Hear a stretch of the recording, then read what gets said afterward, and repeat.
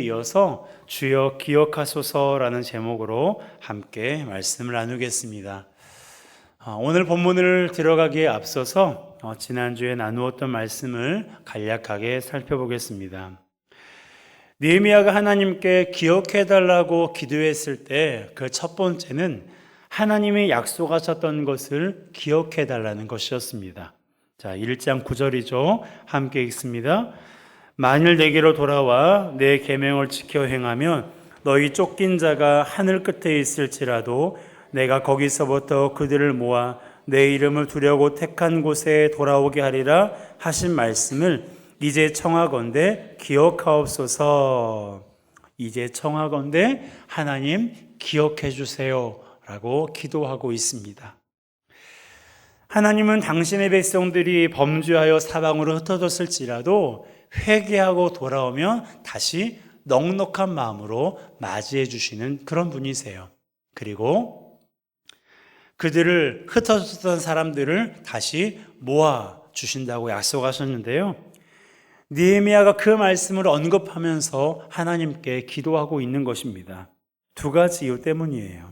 하나는 하나님만이 무너진 성벽을 재건하셔서 당신의 백성을 돌보실 수 있는 유일한 분이라는 것을 알았기 때문입니다.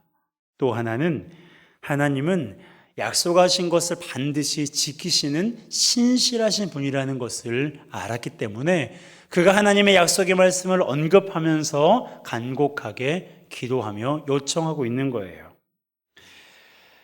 그리고 말씀을 언급하면서 기도하기 위해서는 우리가 말씀을 알아야 됩니다.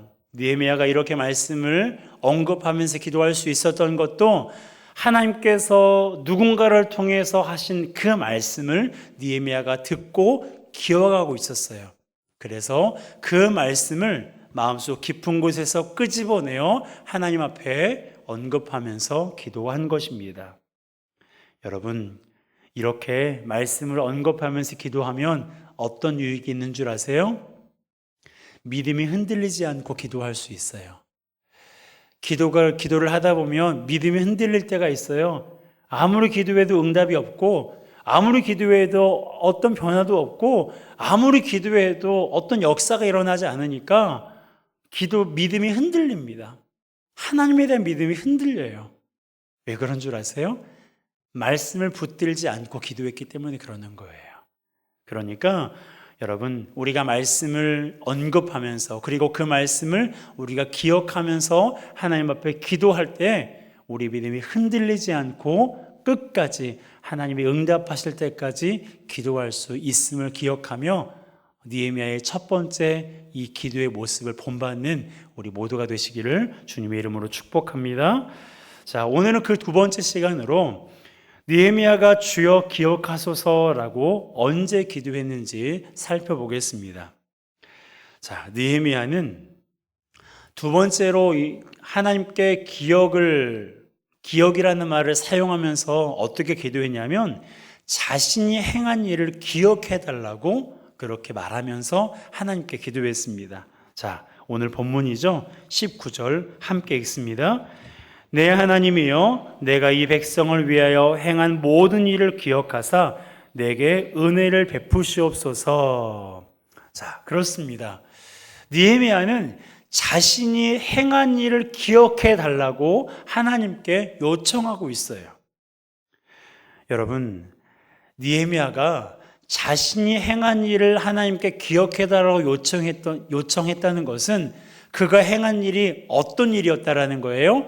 선한 일이었어요? 악한 일이었어요?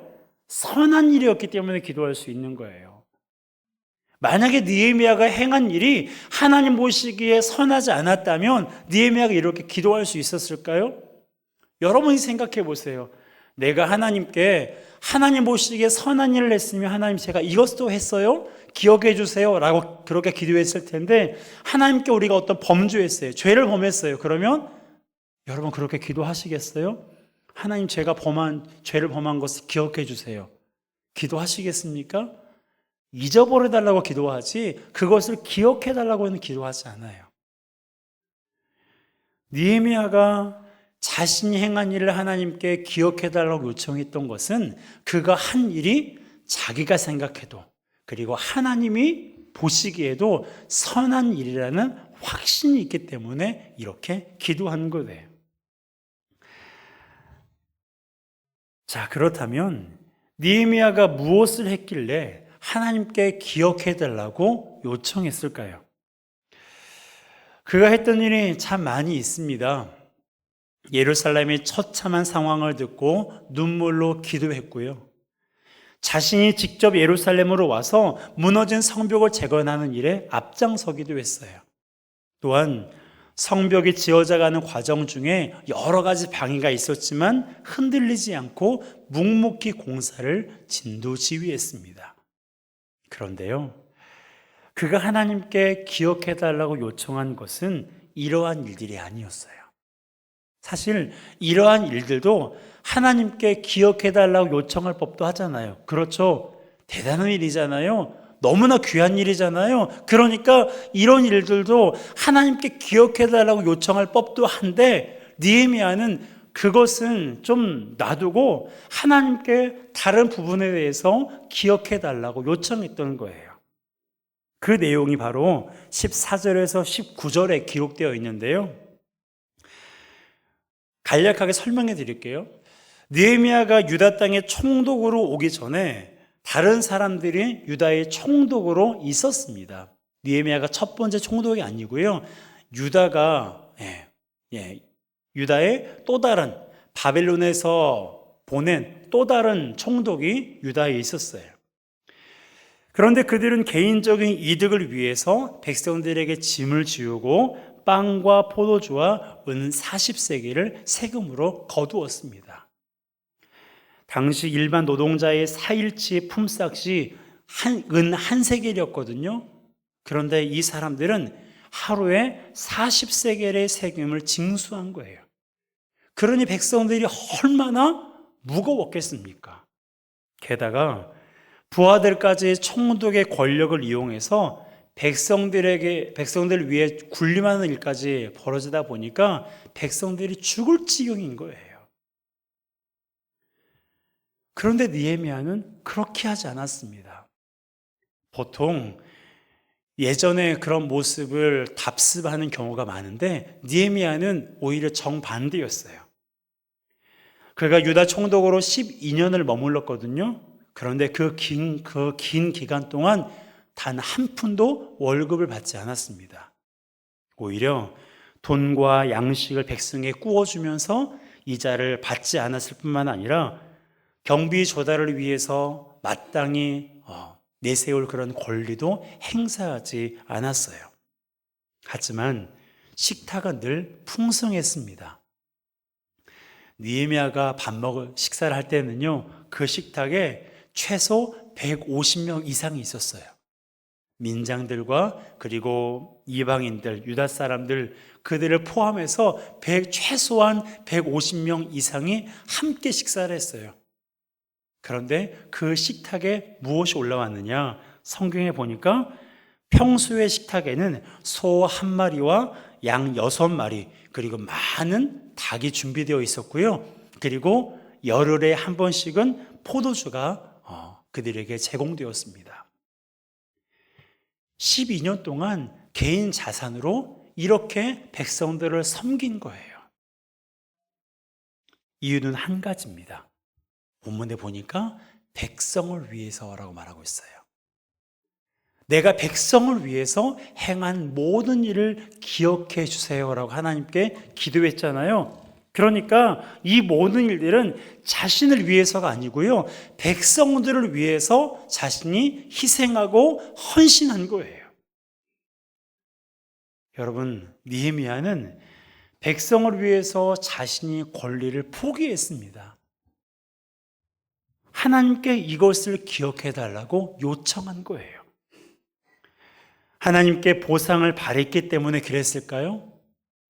하나님, 내가 백성들을 위해서 12년 동안 월급도 받지 않고 이렇게 수고하고 헌신했으니 갑절로 갚아주세요 라는 그런 마음으로 이렇게 기억해달라고 요청했을까요? 아니에요.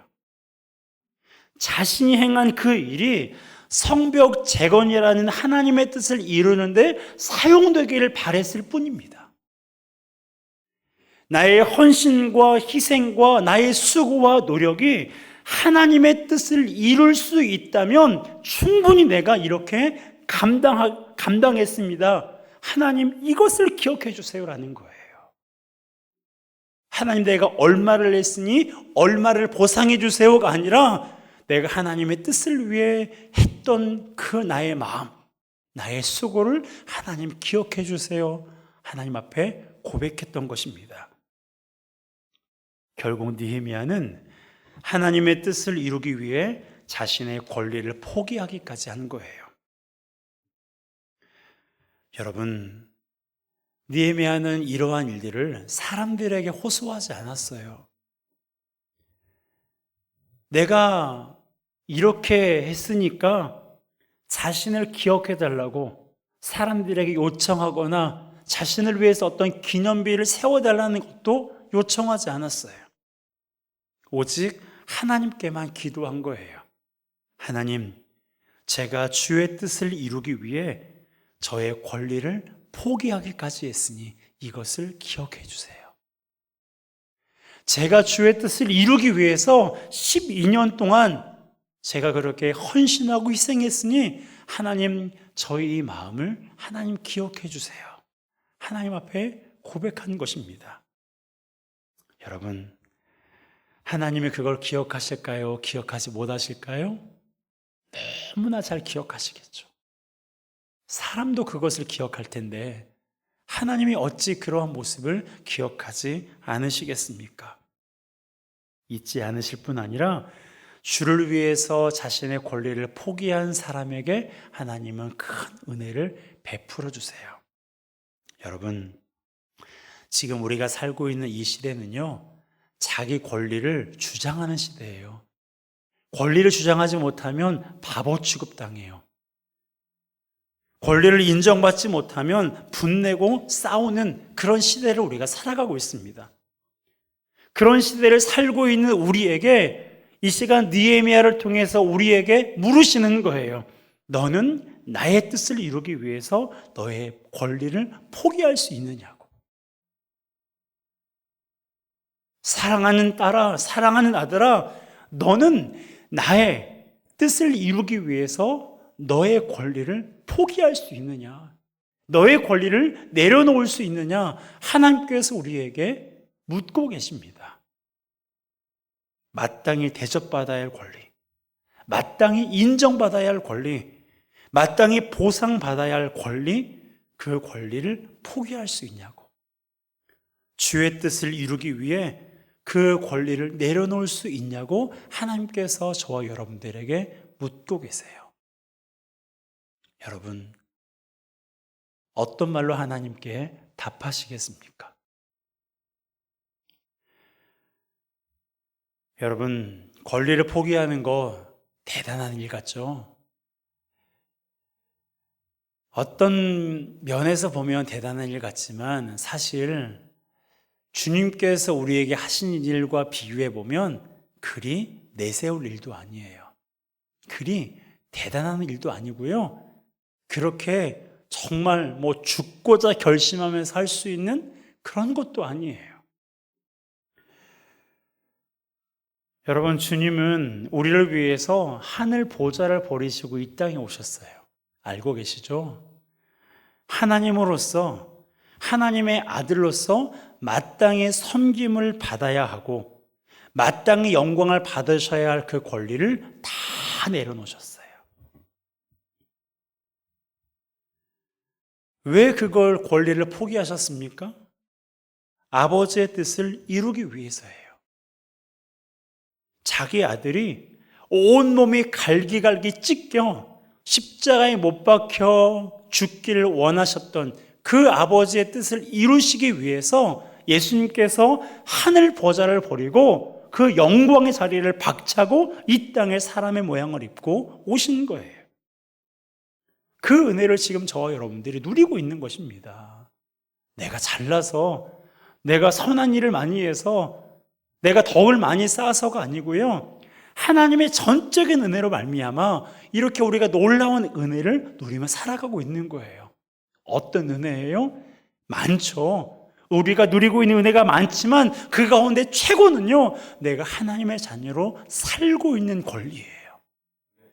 내가 하나님의 자녀로 살고 있는 것, 이것을 요한복음 1장 12절에서는 특권이라는 말로 설명하고 있습니다. 여러분, 이 은혜야말로 우리가 하나님께 받을 수 있는 최고의 은혜요, 최고의 감사 제목임을 기억하시기 바랍니다. 여러분, 하나님은 우리가 그분의 뜻을 이루기 위해서 수고하고 애쓰는 것을 다 기억하세요. 그리고 당신께서 우리를 위해서 십자가에 죽으시고 부활하셔서 우리를 하나님의 자녀로 삼으신 것을 우리가 기억하길 또한 원하십니다. 여러분, 아무리 주의 뜻을 이루기 위해서라지만 권리를 포기하는 것 그렇게 쉬운 일은 아니잖아요. 그것을 하나님도 아세요. 그러기에 우리가 자신의 권리를 앞세우기보다 주의 뜻을 이루기 위해서 애쓰는 것을 다 기억하고 계십니다. 아무도 알아주지 않아도, 아무도 본 사람이 없어도 여러분, 하나님은 다 보고 계시고요, 하나님은 다 알고 계시고 기억하고 계세요. 그러므로 느헤미야처럼 기도했으면 좋겠어요.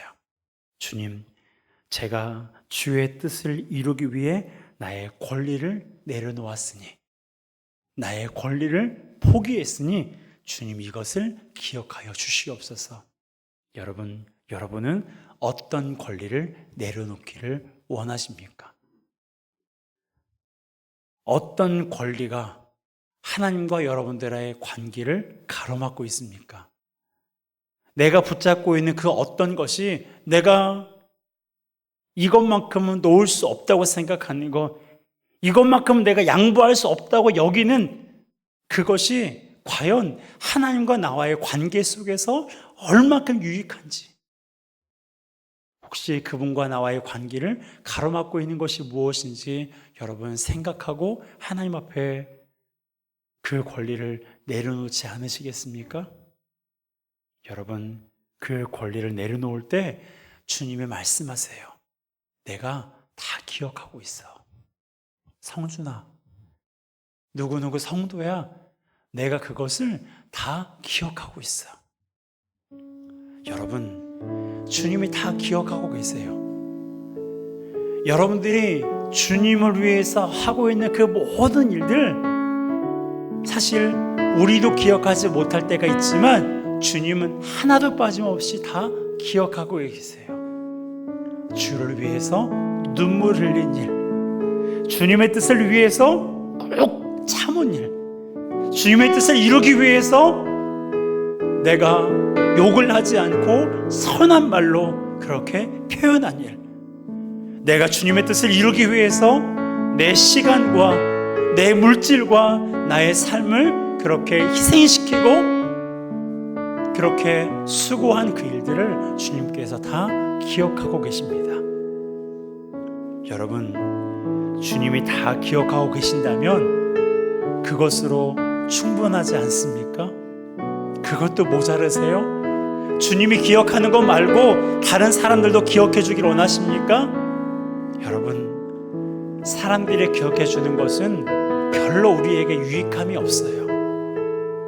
오히려 사람들에게 끌려다닐 수가 있어요.